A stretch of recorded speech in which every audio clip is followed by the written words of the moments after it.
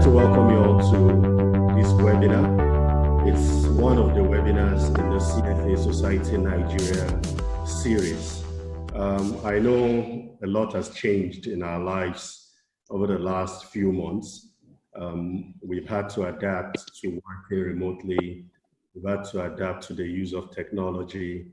And even for us at CFA Society, we've also had to adapt to the mode of delivery of a lot of our programs. For many people participating in this webinar, I'm sure you might have attended some of our programs physically in the past. With all the restrictions that we're facing, obviously we've had to adapt and move to webinar format. But the advantage is obviously allows us to do a lot more, and it allows us to get a lot of speakers who otherwise would have struggled to bring physically to a room to be part of our program. I would just like to welcome you all and thank you for joining. Before we start the webinar, just a few words from me. First, an introduction of who I am. My name is Banji Feintola. I'm the president of CFA Society Nigeria. For people who don't know, CFA Society Nigeria is one of the member societies of CFA Institute. There are several member societies globally. We're one of them. And really what we do is to help the investment industry in Nigeria to become more ethical, for our capital markets to develop. And we try to provide a community for investment professionals to network and essentially share knowledge and develop themselves. So I think what we're doing today is along that line, providing a platform for people to connect and for people to hear from distinguished speakers, from experienced people in the industry. And I'm very pleased that today we have two of them joining us for this webinar. Our webinar is topical. We're talking about how to navigate our current new realities. I mean, several words have been used, I won't repeat them.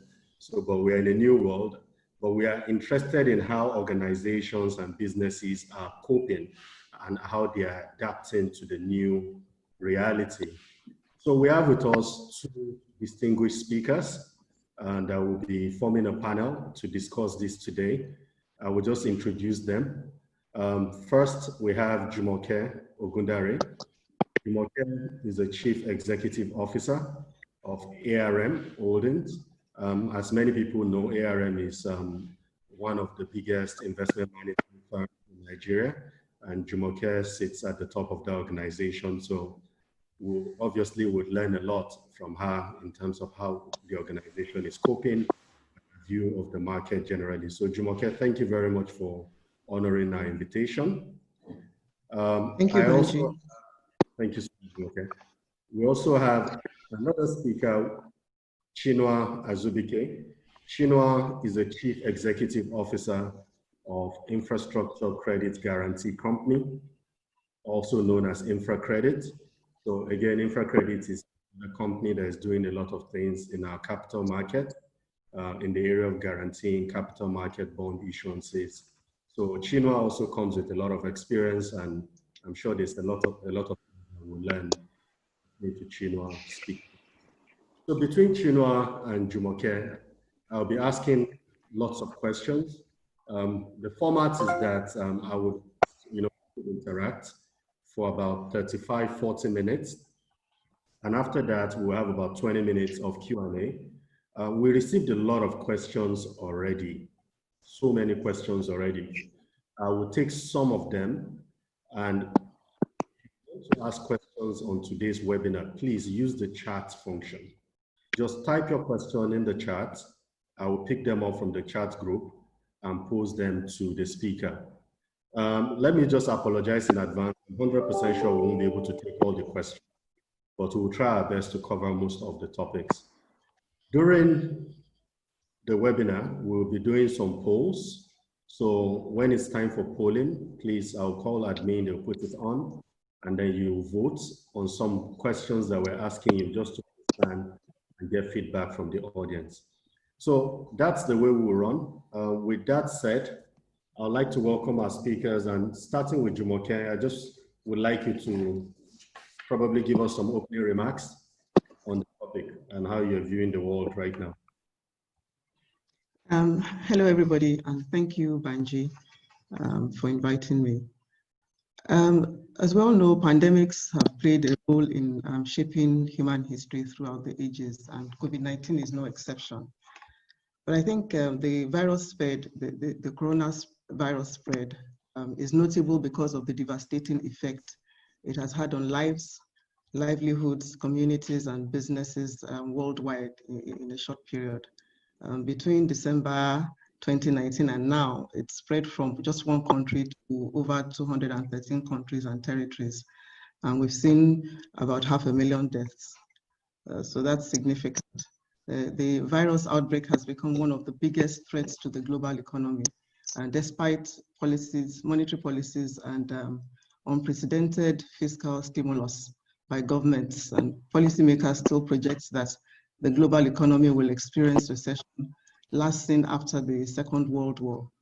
So as a result of the lockdown restrictions as well, which is imposed by different countries, we've seen disruptions in supply chain, livelihoods, consumer and business spending, and we're also seeing a rise in unemployment.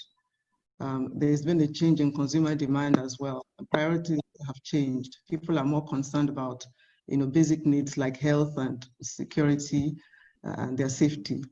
And we shouldn't expect these priorities to change even as the economy is open. Generally, people will curtail the expenditure. They'll travel less. They'll shift to digital marketing to maintain social distancing and pay greater attention to their health. We should also expect to see a change in the way people work. When the lockdown was announced, most businesses responded to remote working quite remarkably, while businesses that had little investment in technology over the years struggled. So as the economy is open, most people will continue to work remotely, and businesses will need to figure out how to restart their operations and thrive in the post-COVID-19 future. So given these realities, companies relying on conventional wisdom, expecting that they can continue to run their business as usual, may discover that the world as they knew it no longer exists. So I think we should tighten our belts and just expect a new world as the economy opens up again.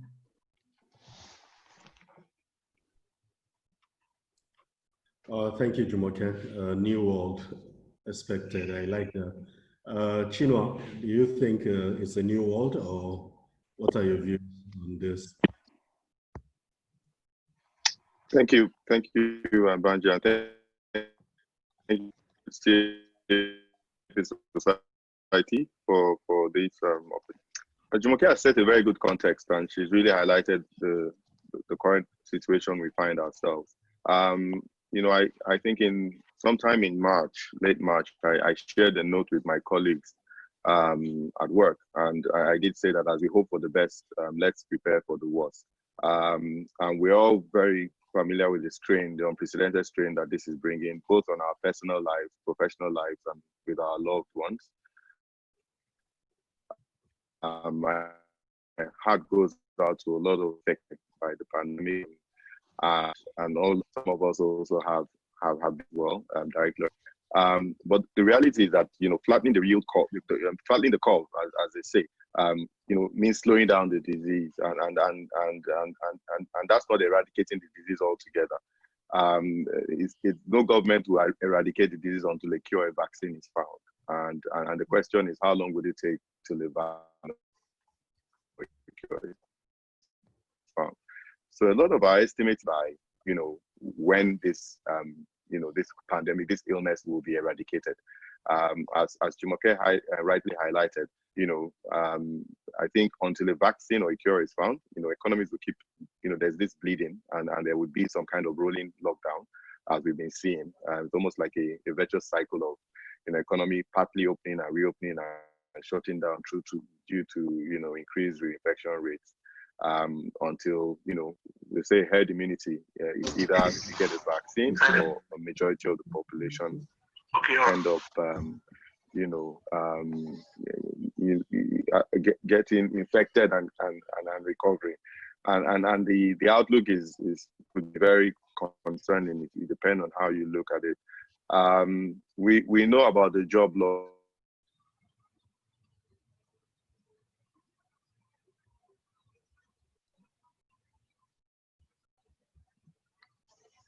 Okay, I think we lost Chinua there. Okay, while we wait for Chinua to come back, Jumoke, let me just come back to you. When we all go through this cycle beginning of every year, where we are planning, making budgets, making strategies, etc. When you guys were planning for 2020, did you anticipate anything like this? And if no, I mean, what has this taught business executives about planning in future? Banji, as with most organizations, we didn't envisage this happening. However, we have a fairly strong risk management function in ARM. So we already had business continuity plans in place for the disaster management. And this was quite useful and served as the backbone for our crisis management and response to the effects of the pandemic. So with regard to business planning in the future, as part of the business continuity plan, organizations must learn to, if you have a business continuity plan, you must learn to run simulations periodically to ensure that your plan remains implementable. Also, from this crisis, it's clear that businesses need to be nimble, develop a business model that enables you to respond to market shocks very quickly. Therefore, businesses need to think about how work will be organized going forward. Businesses need to be more data-driven in their decision-making and build the right capabilities needed to serve clients. Thank you, Jumoke. Just let's move in a different direction, maybe something more specific to your business. For the benefit of people who are on the line, maybe if you can. Hello, Banji, can you hear me? Yes, Chino, we can hear you. You're welcome back. So part of what we're trying to get used to now is technological challenges. So Chino, we understand it's okay. I was just asking a question around specifics of your businesses, right? So Jumoke, you guys are in investment management, maybe a little bit about what you guys do. What parts of your business have you seen major disruptions, and specifically how are you guys coping with these disruptions right now? Okay, as you know, ARM is an asset management company. So we manage investments across the global market, equities and fixed income for retail clients, high net worth investors and institutional investors. We also have investments in alternative market, private equity, investments in infrastructure, agriculture, and just general PE. We're also in real estate, so we cut across various sectors, really. To your question, the investment side of our business was the most impacted. In the first few weeks after the lockdown, we experienced panic selling as clients sought to hold their investments in cash out of fear that they may not have access to their investments because of the lockdown. Also, there was concern over how the markets would react, especially the equity markets. Investors just wanted to exit because the market they expected that the market would take a dive. So we had to reach out to clients, and we held a webinar to share our views on the economy and the impact of the pandemic and what investors should be doing. In times like this, it is very important to communicate.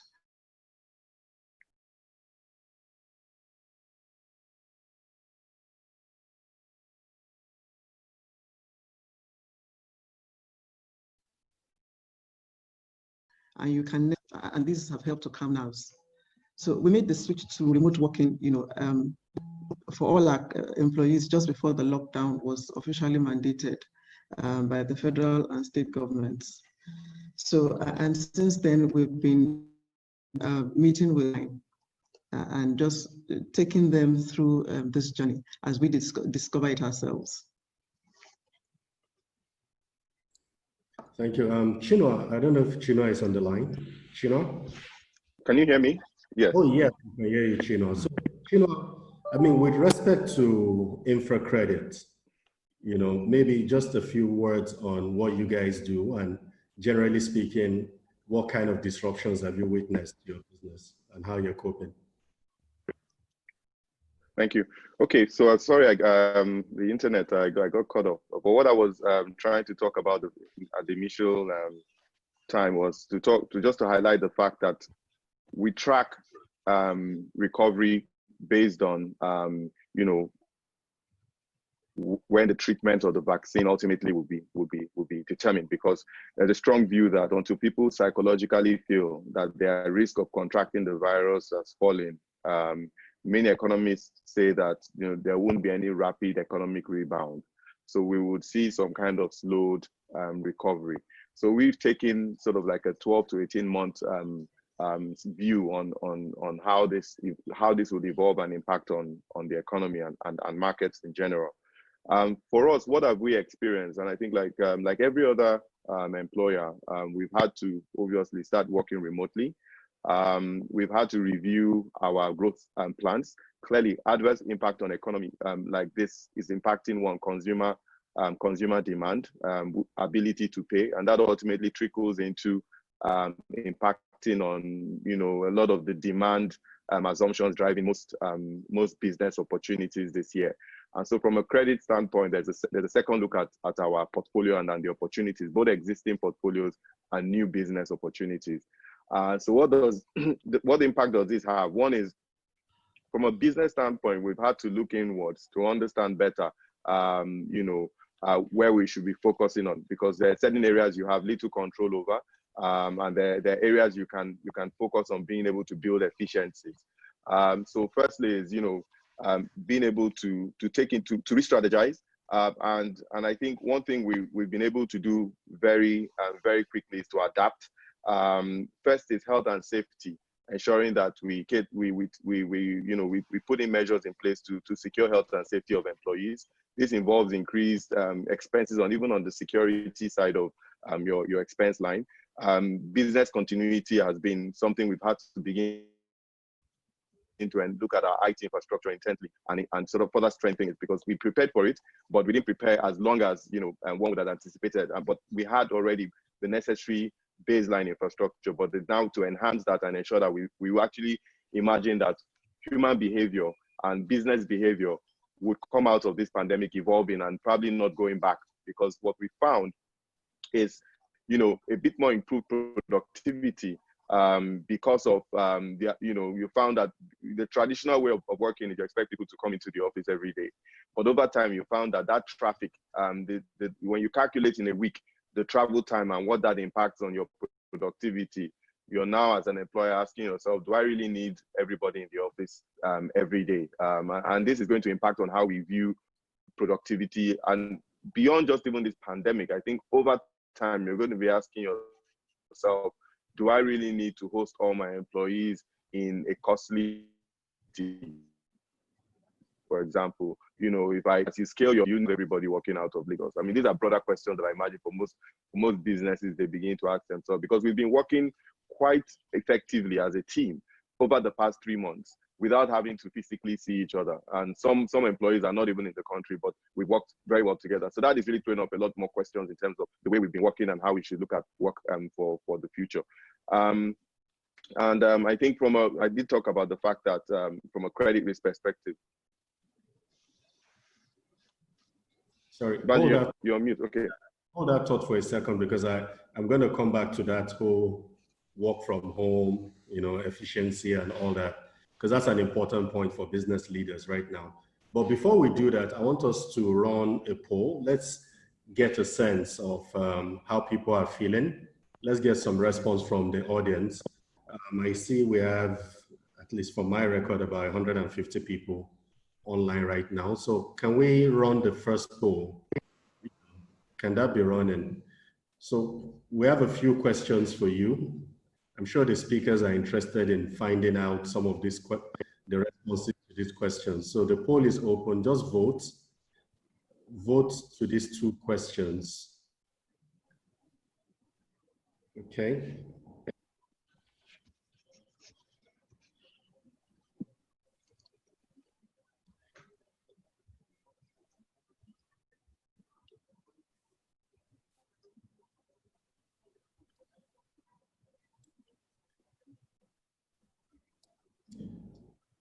We're about 40%. Would like to see more votes.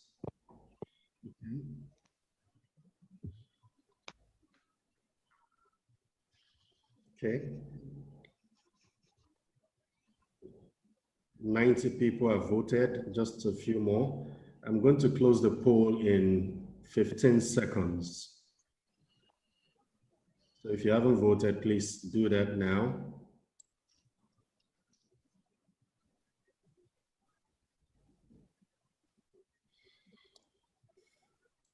Okay, I don't know if the speakers can see.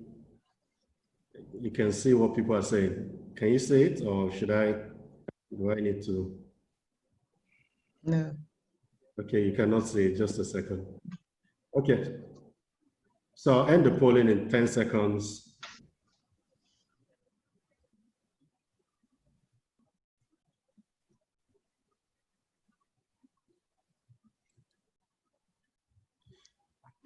Okay, so the first question, let me, can you see the results right now on your screens? No. Yes, I can. I think I can see it now. Okay. Okay. I still All right. can't. Let me just read it. In view of the disruption caused by COVID, which of the following best describes how you're feeling right now?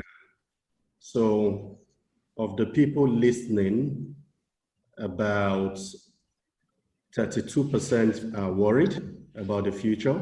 They believe the worst is yet to come. 13% indifferent. But interestingly, we have 55% of people who are optimistic that the worst is already behind us. Any comment on that, Jumoke? People are more optimistic.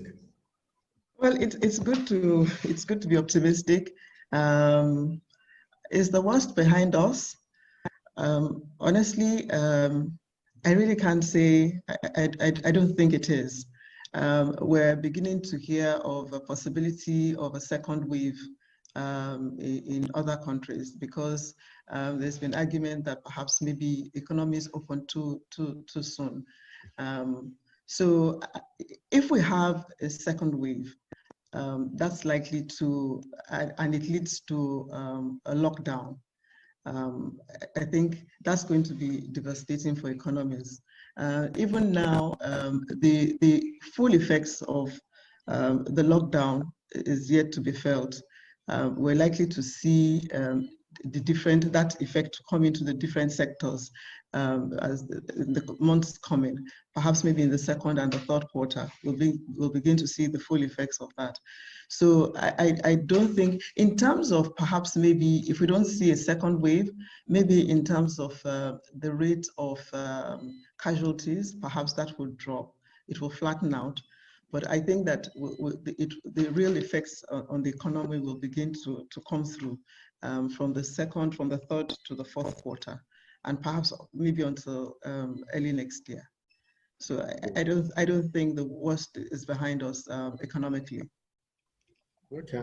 I mean, thank you, Jumoke, for that. Chino, I'm going to take you on the second one and link it back to your earlier thoughts on work. So the second question, in terms of responses, my organization has adapted well, more resilient to the pandemic, the shocks of the pandemic. Interestingly, 12% strongly disagree, but we seem to have a majority of 42% saying they agree. So I guess that kind of tallies with your earlier thoughts about how your organization has adapted and with respect to work from home and the efficiencies you're seeing. So do you think this has come to stay, Chinua, or is just a passing phase? Well, for some businesses, it's really going to impact on their organizational culture and how they evolve past this pandemic. And that's really around how versatile, how adaptable our business is to change, positive change. So to the extent that that it improves your productivity, your efficiency, I do believe it's really the future of work. And it will not just even work. It's even it would affect residential real estate and even lifestyles going forward, and where you want to live over time. And this would depend on how businesses begin to adapt. So a few businesses would adapt. We certainly will be looking better at how we want to be efficient and more productive. And so some of these best practices and more efficient approaches will be taken into consideration. So there is an evolving, and like, in every struggle, there's an opportunity to create a new market. I do think that, through this struggle, there is an opportunity to create new markets, and that would mean new products, new services that would evolve out of this pandemic. Yeah. Jumoke, has life changed in ARM as you used to know it? And is that certainly. changed? Oh, certainly it has. I was saying earlier that we started that lockdown much earlier. We made the switch to remote working. We made the switch to remote working much earlier than when it was announced by federal and state governments. Because we were concerned for the health and safety of our people. The first couple of weeks was rough because people were trying to settle down into a new work pattern, but we soon adjusted. And now that we've reopened our offices, 90% of our workforce is still working from home, despite the ease of the lockdown. So for those who have gone back to work, we have strict health and safety protocols that must be followed.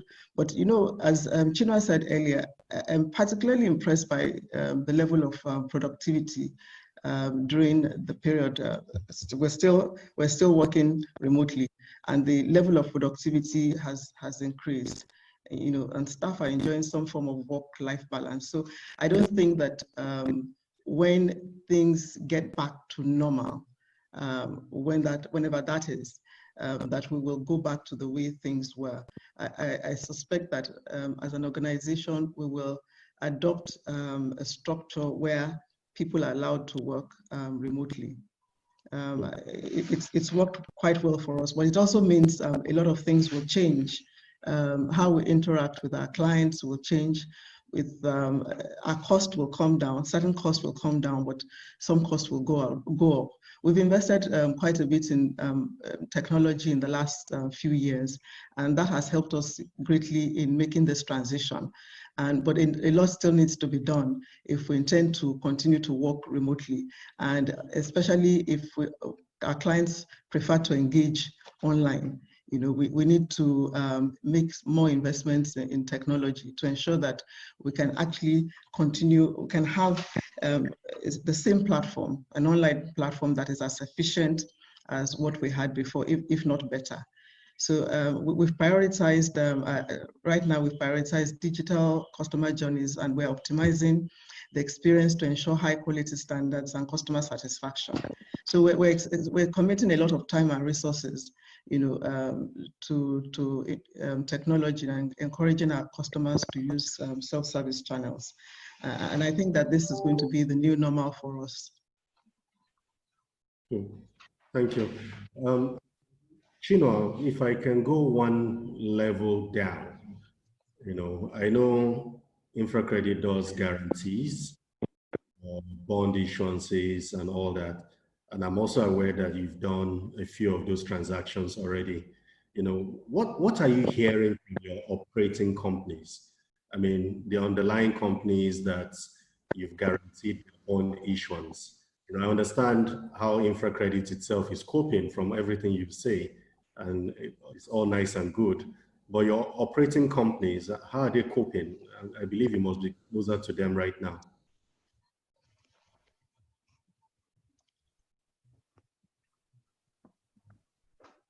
Okay, it doesn't seem like I have Chinua on the line again. Okay, Right? thank you. Can you hear me? Because I Yes, think we the can. internet is a bit slow here. Go ahead, Chino. Can you hear me? Yes, we can. Okay. So, so firstly, so so we focus on infrastructure, and infrastructure typically are asset classes that have long-term predictable cash flow. They provide essential services, and so as a result, these type of companies usually have some resilience to recessionary environment because of the fact that they're providing essential services. There's some form of inelastic demand for that service, and they're long term and stable. And so in downturns like this, they do have built in some level of resilience to withstand the shock. So if you look at our pipeline of projects we've supported over the past 2.5 years, they're mainly in the energy sector. But and power is obviously of essentiality for most users. You want to ensure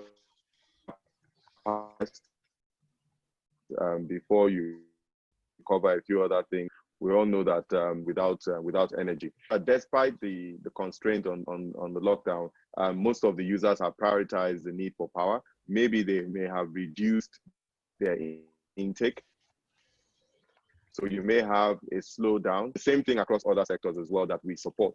So if you look at transportation may slow, but it's still essential for economic activity that you continue to provide transport. So in our pipeline of projects we're evaluating, we have transport and logistics, and also telecoms, which focuses around the managed tower services. And as we all know, data consumption has significantly gone up over this time, and will continue to be of high demand for the future.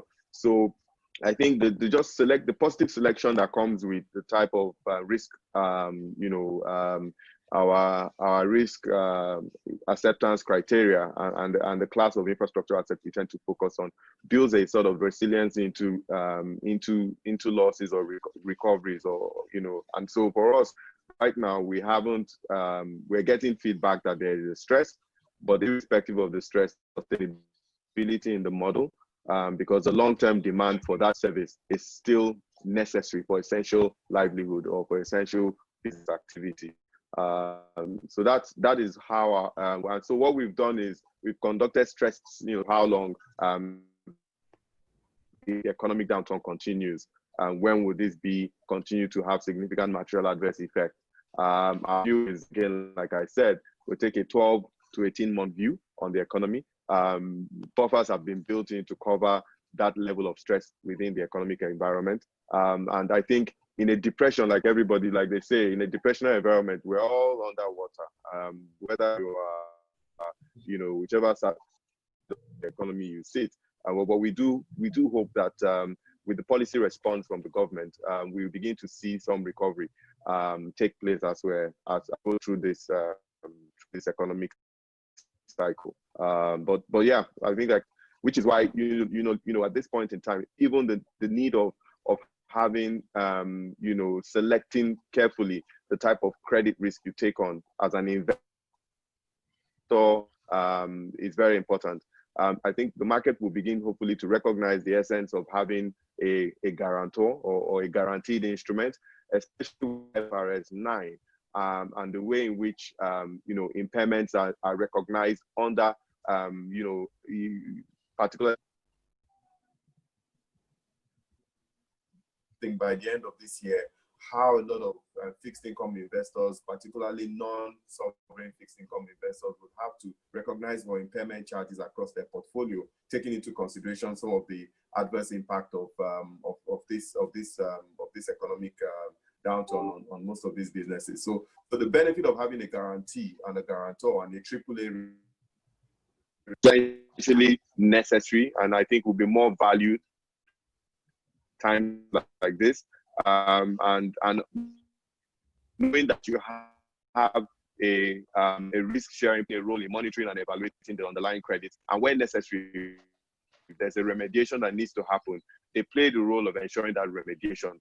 I think this value should be more appreciated by long-term investors that hold this sort of credit, these assets on their books.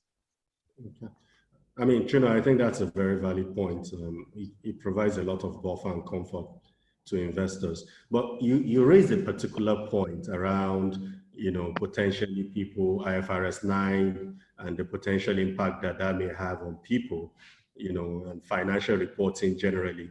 So, I mean, at the CFA Institute and CFA Society, obviously, the issue of ethics, financial reporting, investor protection, those are key things that we advocate and push for. So, I mean, a number of reports have been written recently that in a crisis, you tend to find a situation whereby management tends to become more unethical with respect to financial reporting, and all sorts of things. I'll just move to Jumoke on this question. What do you think we should expect? In the months ahead, we'll be seeing financial reports. Are we supposed to believe those reports, or should we assume that people have become more unethical, or you think people will become even more ethical? What's your view on this? All decisions have an ethical or moral dimension for a simple reason, that they have an effect on others. So whatever you do, you have to bear that in mind. So at all times, not only even in periods like this when there's a crisis or management is under pressure, I think at all times it's imperative that managers and leaders do not compromise their standards. Your values are truly tested in times of adversity.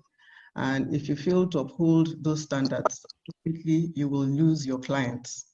So adhering to codes of conduct or to best practice or to sound accounting practices, will help to reassure investors and other stakeholders. So importantly, your employees would also feel more comfortable. They will prefer to work for organizations that are committed to values and ethics. And your clients would prefer to deal with organizations with strong records of adherence to standards of conduct. So really, there's nothing to be gained from lowering your standards. As Gina said, everybody is underwater now. So if your business suffers in this period, I think it's a cycle, and you shouldn't, under any circumstance, compromise your ethics or your standards. That's very important, because that is a true test of a good organization.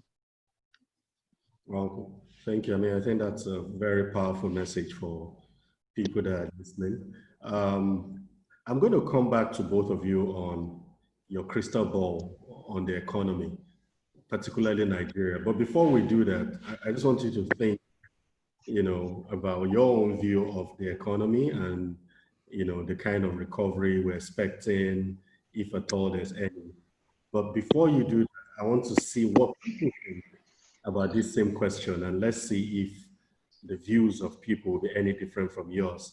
So there's a second poll. At this point, I would like that poll to, let's get a feedback from people listening. The second poll can come on. Okay. So 2 questions for our participants. Please go ahead.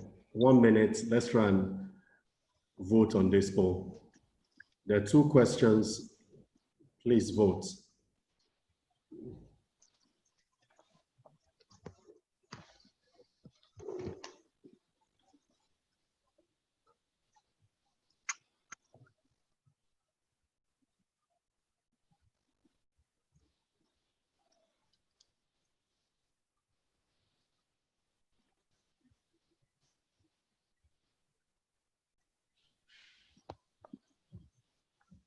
Okay.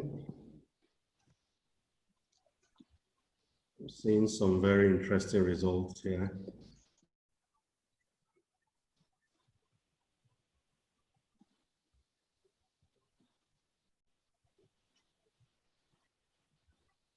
Polling ends in 15 seconds. If you haven't voted, please do so now.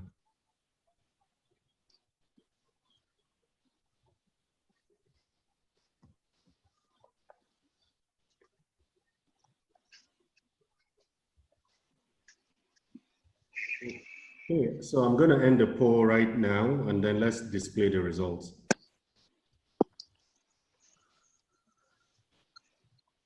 Okay.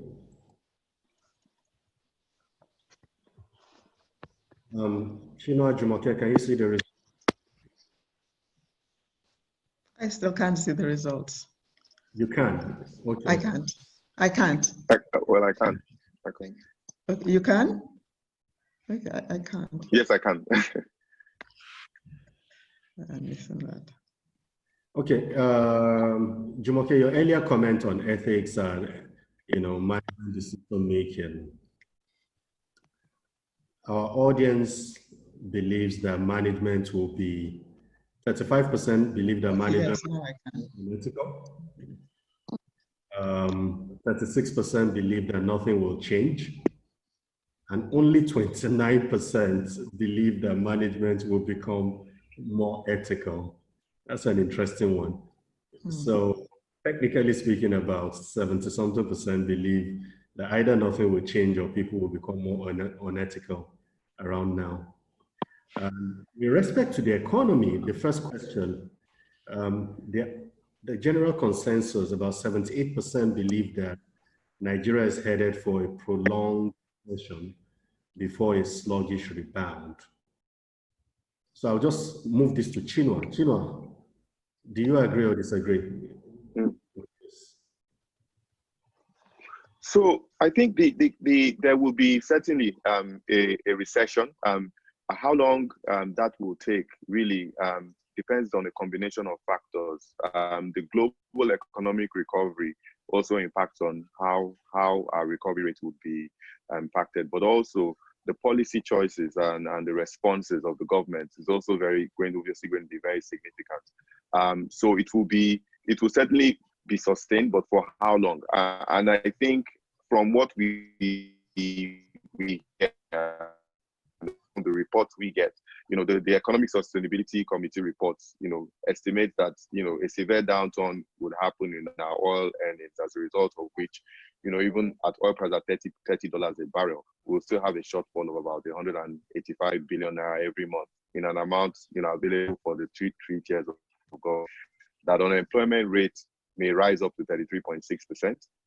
About 39.4 million people, by the end of 2020 may lose preemptive responses are not taken. So we have this risk of GDP even falling to minus 4 between 4 to 8%. Depends on how long this will change on what government is doing to respond to this pandemic. And there's a lot of activity going on. And that a lot of that depends on the indicator, how this will evolve over time. So we've taken a view as an institution. We've taken as at March, we took a 12-month view that there would be slowdown for 12 months. It doesn't mean that there won't be activity. So you see, there are positive impact sectors, right, that still grow. Like we did talk about, food, food sector. You also look at transportation, telecoms, even energy. So there's certain sectors that would still, and healthcare would have a positive impact during this downturn. But in general, there will be a slowdown. However, that said, I think that when we begin to look at the fact that circumstances throw up, innovative ideas on how to capture new markets that come up during this period. So this is so, it's evolved through, and we do see those market gaps that exist. And one example you would imagine is that now government is, unlike before, they're much more determined to implement PPPs as a source of income. And that will bring some level of positive impact to the extent that it is done appropriately and done in the right way. And you can now attract private sector capital to play a very critical role in national development. Could really for the future. And so if we take advantage of that circumstance that we see today, which is the fact that government is constrained, and as part of one of their primary strategies is to organize themselves in and attract private capital through public-private partnerships, then this is a significant opportunity during this crisis to in infrastructure development through these public-private partnerships. So again, these are some positives that we see alongside the constraint that would happen. For most businesses, I imagine is really about liquidity and stability over the short to medium term, and what strategies you're putting in place to maintain that level of stability. Thank you, Chino. I'm just going to we have quite a number of questions that have come on through the chat group. I'll just take a couple of them. Jumoke, someone says, is this really work-life balance? It's difficult to get off work most times. You're getting calls as late as 9 and 10 p.m., all in the name of working from home. We are now living at work rather than working from home. Any comments on that?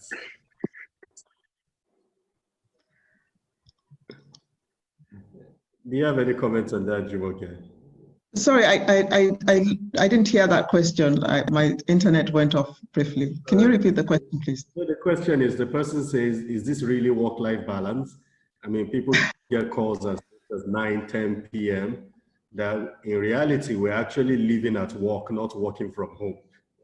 So any comments? I mean, as a CEO, I can, you know, I think that that person is right. Some people have complained. In fact, you know, yes, I think it's a bit of both. People have complained that really you don't have working hours anymore.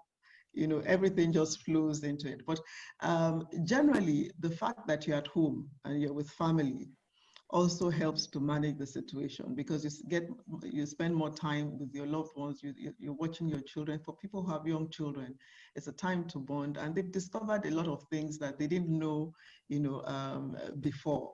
And they're spending more time with their children. So from that standpoint, there are, you know, advantages to this remote working. But yes, I empathize. I understand what you mean by there's really no working hours. Everything flows. You know, it's just a continuous process of hard work. I can understand that. But I think that if look at ARM, for example, we've opened our offices and only 10% are back at work. The rest of us are still working remotely, and people prefer to continue to work remotely. Yes, it's a lot more work. The working hours, you know, have become fluid, but the fact that they still get to spend a lot of time with their family, especially now, and you know, helps a great deal. So yes, I think there's a bit of work-life balance, but yes, I understand that question. I understand the point that there are no restrictions around work anymore. But if that is the price you pay for being close to family, I think at least if ARM is the statistic we have in ARM is anything to go by, people still prefer that. Interesting. I mean, I think someone also mentioned something on the chat that because employers would like to balance their books, etc., and still come out with some profit, or, you know, come out ahead, that employees may bear the brunt of both. And that is advocating that employees may need to be protected, some kind of employee rights being protected. Is this something you would support as CEOs of organizations? Chinua, do you have any view on this?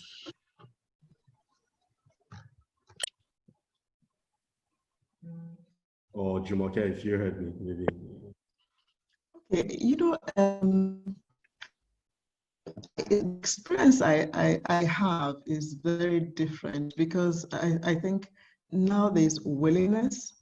People are doing choice, and there's no compulsion to get things. People are happy to work, and I don't know if this lasts for another year, another 3 months. But so far, what I've seen is because people have control over their time, the structure. Yesterday, if we think as we go along, think that this has been abused, have ways to protect. So far, what I think is willingness, and you know.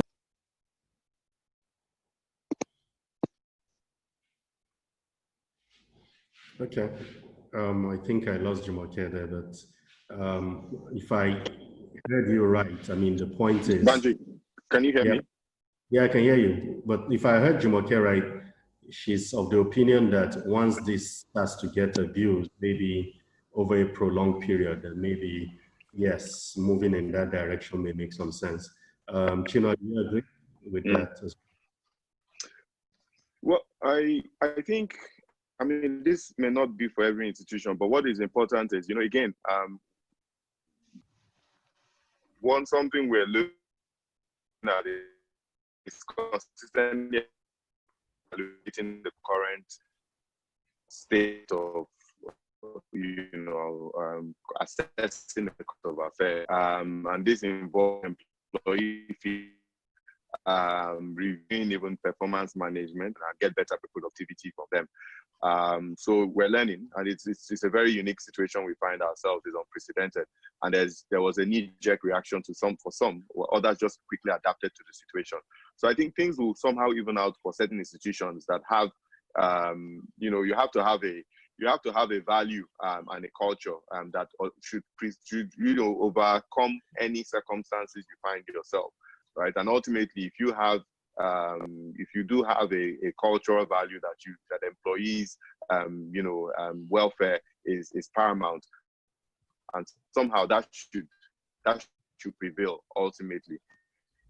But what's happened is there's more. You may find that some institutions are responsibility.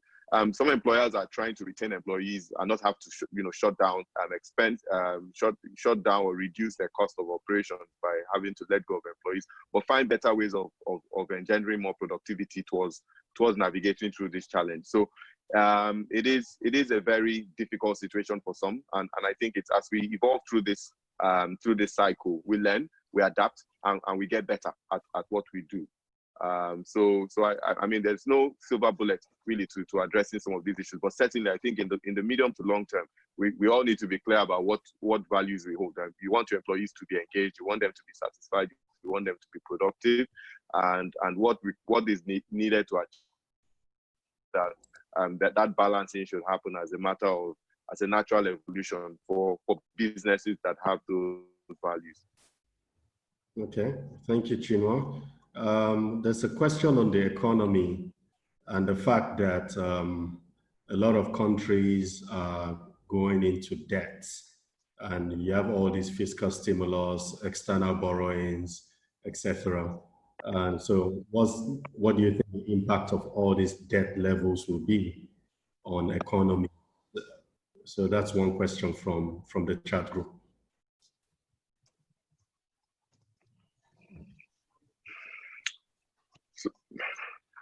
So I mean, like Jumoke highlighted, and I think it's all been well documented, this is very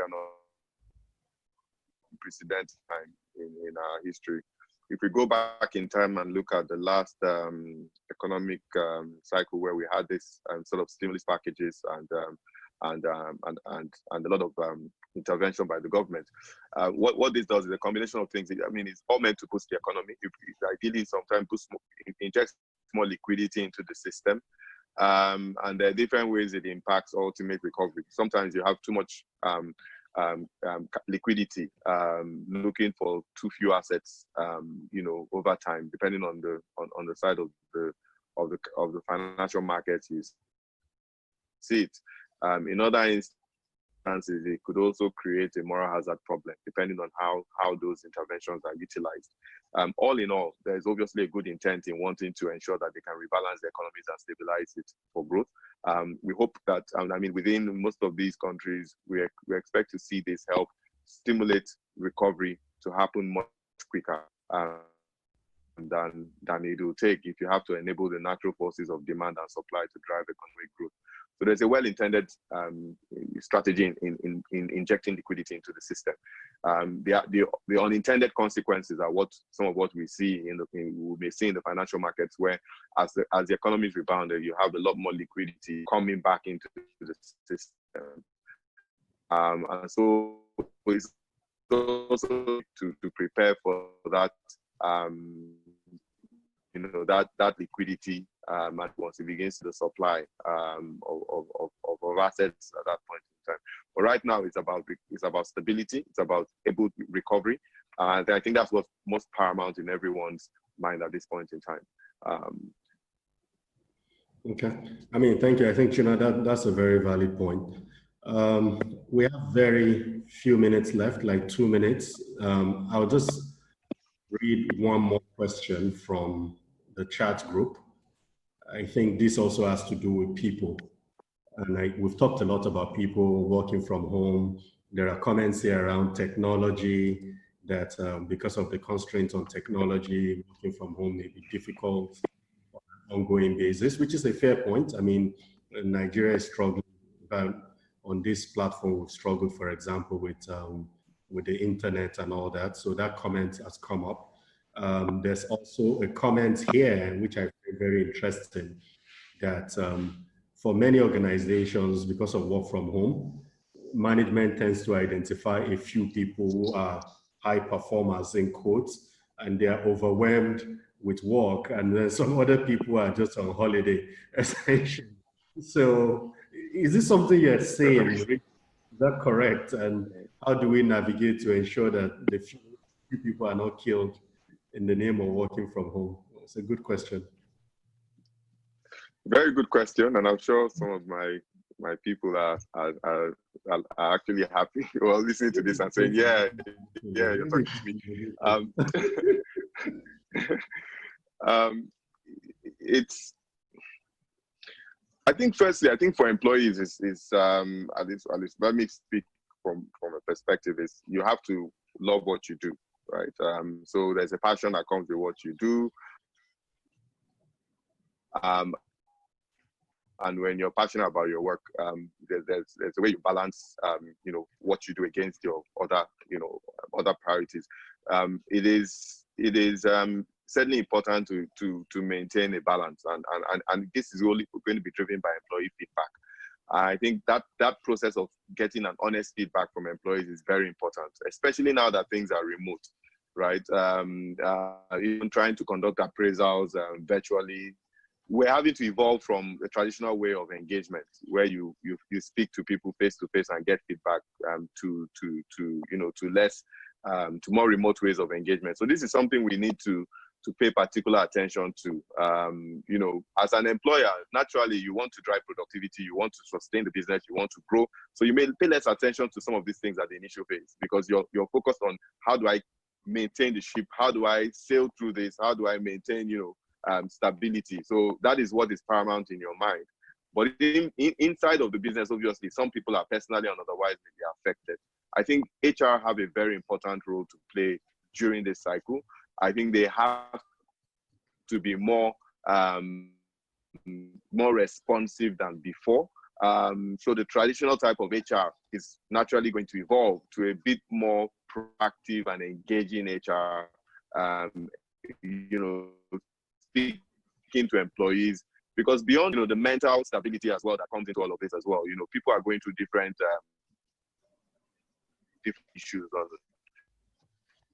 both mental and otherwise. And I think the ability to engage with the employees through this process to be feedback to management, so that they're able to plan appropriate plans. It's evolving, and there are all these events that are happening. And I think depend on each institutions and how they're structured to identify these risks or these events as they occur and find ways of mitigating it is very important. Okay. I mean, thank you so much, Chinua, for that. I think that was very insightful. We've run out of time. Let me first apologize to everyone. I just could not take all the questions that we got on the chat group and all the questions that we got beforehand. But I see the chat group was very, very active. People were sharing ideas and thoughts. So I encourage people to quickly glance through and read some of those things that are there. I would like to thank Chinua for your time. We really appreciate having you on the CFA Society platform today. I would also like to thank Jumoke, even though I think we lost Jumoke towards the end. I think our internet connection went off. So we really appreciate Jumoke's time as well. So thanks to both of you for honoring us and for sharing all your thoughts and insights with the people. And to everyone that joined us today, thank you so much. The next webinar is a few weeks away. So follow CFA Society on all the channels and you can get more information about the topics and future speakers that will be coming on our webinars. So thank you so much. I wish everyone a safe time, a wonderful weekend, and let's continue staying safe. Thank you. Thank you. Thank you. Thank you very much.